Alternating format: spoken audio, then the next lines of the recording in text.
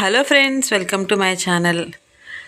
నేను ఈ వీడియోలో ఏం చెప్పబోతున్నానంటే ఫ్రెండ్స్, ఎప్పుడు లేదు నాకు ఎందుకో ఈ ఫ్యామిలీ గురించి షేర్ చేసుకోవాలనిపించింది. ఈరోజు ఒక 20 మంది ఇంటికైతే వెళ్ళుంటామండి. నాకు ఎక్కడ హార్ట్ టచింగ్ అయితే అవ్వలేదు. ఈ ఇంటికి వెళ్ళాను. డోర్ తీసినప్పుడు చాలా పెద్ద డోరు, ఇల్లు కూడా పెద్ద ఇల్లు అనమాట. చాలా ప్రశాంతంగా ఉంది. చుట్టూ మొక్కలున్నాయి. అమ్మో, వీళ్ళు చాలా ఉన్నవాళ్ళు అనుకుంటా. ఇంత ఇలా చిన్న లాటరీ కట్టమంటే కడతారో లేదో అనుకొని అనుమానంతోనే వెళ్ళాను ఫ్రెండ్స్. వెళ్ళిన తర్వాత ఆవిడ చాలా నెమ్మదిగా, చాలా సింపుల్గా ఆ డాబా అంతటి పక్కన ఒక చిన్న రేకుల షెడ్లా వేసింది, అందులో ఉన్నారు. అలా చివరికి వెళ్తే సరే రండి అని చెప్పేసి పక్కనే ఉన్న డాబాలోకి తీసుకెళ్ళి తలుపు తీసి కూర్చోబెట్టారు. అదేంటమ్మ ఇక్కడ ఉన్నారు కదా, ఇల్లంతా ఇలా ఉంది ఏంటి అంటే, ఏం లేదండి, ఈ ఇల్లు ఓనర్ గారోళ్ళు వేరు, మేము ఈ ఇల్లు చూసుకుంటున్నాము అని చెప్పారండి. అవునా, సరేలే, అయితే జీతానికి గట్టా చేస్తారు కదా కొంతమంది, అలా అని అనుకున్నాము. సరే అని చెప్పాను. నేను ప్రాసెస్ అంతా చెప్పాను. సరే మా పాప పేరుని చెప్పి ఒకటి కడతానమ్మా అని చెప్పేసి కట్టారు.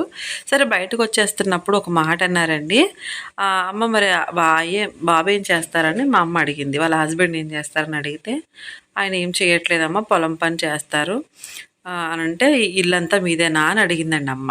ఎందుకో డౌట్ వచ్చింది మాకు. ఇంటికి కళ్ళగా ఉంది కానీ ఆవిడ ఫేస్ మాత్రం చాలా డల్గా ఉంది. ఏంటని ఇల్లంతా మీదేనా అని అడిగితే, లేదమ్మా, మాకు 50 లక్షలు పొలం పనిలో లాస్ వచ్చేసింది. ఏం చేయాలో తెలియక పుట్టింటి ఆస్తిగా ఇచ్చిన ఇల్లు, అలాగే తాడు ఇవన్నీ అమ్మేసి అప్పులు తీర్చాము. ఇంకా అయినా మేము ఇలా ఇల్లు చూసుకుంటూ అద్దె లేకుండా ఏమి లేకుండా ఈ ఇంట్లో వాళ్ళ ఓనర్స్ అమెరికాలో ఉంటారు, ఇక్కడే ఉంటున్నాము. పాప కూడా చదువుకి ఇబ్బంది అయితే వాళ్ళే చదివిస్తున్నారు అని చాలా బాధగా చెప్పింది ఫ్రెండ్స్. నాకైతే ఎంత బాధ అనిపించిందంటే, నిజంగా ఇలాంటి వాళ్ళు ఇంకా ఉన్నారా అనిపించింది. ఇందులో బాధ ఏముంది, ఇలా చేసేవాళ్ళు చాలా మంది ఉన్నారు అని మీరు అనుకోవచ్చండి. ఉన్నారు, నేను కాదని చెప్పట్లేదు. బట్ పుట్టింది ఆ ఊర్లోనే ఒక వ్యవసాయకుడిగా వ్యవసాయం చేస్తూ పొలం రన్ చేస్తూ ఉన్నవాళ్ళు పొలంలో లాస్ వచ్చేసి పొలం అమ్మేసుకొని, ఇల్లు అమ్మేసుకొని, బంగారం అమ్మేసుకొని, ఏమీ లేని పరిస్థితిలో అప్పులతో చుట్టూ అప్పులు పెట్టుకొని చావా బతిగా అని అలా నడిమధ్యలో నిలబడిపోయి ఉన్నవన్నీ అమ్మేసుకొని ఇంటికి కూడా రెంట్ కట్టుకోలేని స్థితిలో ఎవరో ఒకళ్ళ ఇంట్లో పక్కన చిన్న పాకలో ఉంటూ, చిన్న రేకుల షెడ్లో ఉంటూ ఉన్న ప్లేస్లోనే ఉండడం అనేది చాలా బాధ ఫ్రెండ్స్. నేను అక్కడ చాలా బాధ కలిగింది నాకైతే. ఇప్పుడు ఇక్కడ ఒకవేళ మనం ఉన్న చోట ఇబ్బందులు పాలయ్యి అప్పుల పాలైపోయామనుకోండి, ఇంకొక చోటకి వెళ్ళి అక్కడ ఏదన్నా కూలి పని నాలి పని చేసుకుని బ్రతికే వాళ్ళు ఉన్నారు. కానీ ఉన్న ఊళ్ళోనే అక్కడే తలెత్తుకొని అప్పులన్నీ కట్టేసి ఆవిడ పసుపు తాడుతో ఉందండి. చాలా ఆవిడ ఇల్లు చూసాక, ఆవిడ ఫేస్ చూసాక అసలు నాకు రెండు సెట్ కాలేదు. అందుకే మా అమ్మగారు క్వశ్చన్ల మీద క్వశ్చన్లు అడుగుతుంటే నాకు కూడా ఇంట్రెస్ట్గా విన్నాను. అంత బాధగా అనిపించింది అనమాట. ఇలాంటి వాళ్ళు ఇంకా ఉన్నారా అనిపించింది. అప్పుడు అనిపించింది, ఈ కష్టాల ముందు మనం పడే కష్టాలు ఎంత.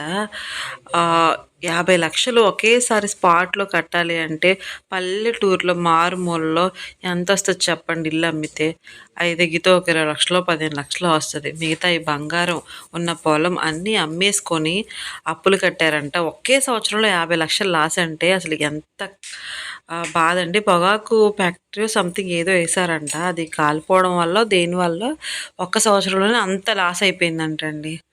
అలా ఆవిడ చెప్తుంటే నిజంగా చాలా బాధ కలిగింది. అప్పటి వరకు వాళ్ళ పాప ప్రైవేట్ స్కూల్లో చదివేది. ఒక్కసారిగా గవర్నమెంట్ స్కూల్లో వేస్తే అక్కడ అంతా ఇంగ్లీష్ అవడం వల్ల ఇక్కడ తెలుగు వల్ల చాలా ఇబ్బంది పడిపోయేదంట.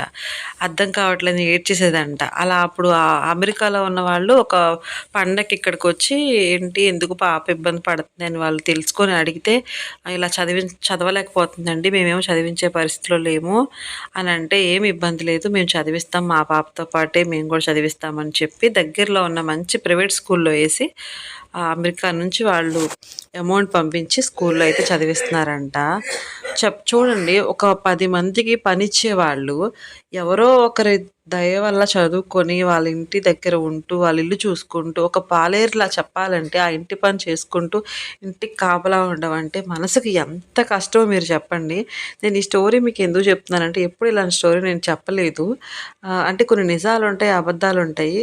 వెళ్ళినప్పుడు నేను స్టార్టింగ్ ఆ ఇంట్లో అడుగుపెట్టినప్పుడు అమ్మో! చాలా ఉన్నోళ్ళేమో 2, 3 కూపన్స్ కడతారు. వీళ్ళకి ఇబ్బంది లేదు. ఖచ్చితంగా కడతారు అని అనుకున్నాను. బట్ ఆ ఇంట్లోకెళ్ళిన తర్వాతే తెలిసింది అసలు విషయం. ఇంకా మా అమ్మగారైతే ఒకటే అన్నారు. "పడ్డవాళ్ళు చెడ్డవాళ్ళు కాదమ్మా. ఏదో ఒక రోజు మంచి రోజొస్తది. హ్యాపీగా ధైర్యంగా ఉండండి" అని చెప్పేసి మేమైతే వచ్చేసాం ఫ్రెండ్స్. ఇదంతా మొన్న అమ్మ వాళ్ళ ఇంటి దగ్గర మట్టి పోయించారండి రోడ్డు మీద. ఇంక మధ్యలో పల్లంగా ఉందని ఆ పల్లం అంతా మేమే మట్టి పోసేసుకున్నాం అనమాట. వీడియో నచ్చితే లైక్ చేయండి ఫ్రెండ్స్. బాయ్.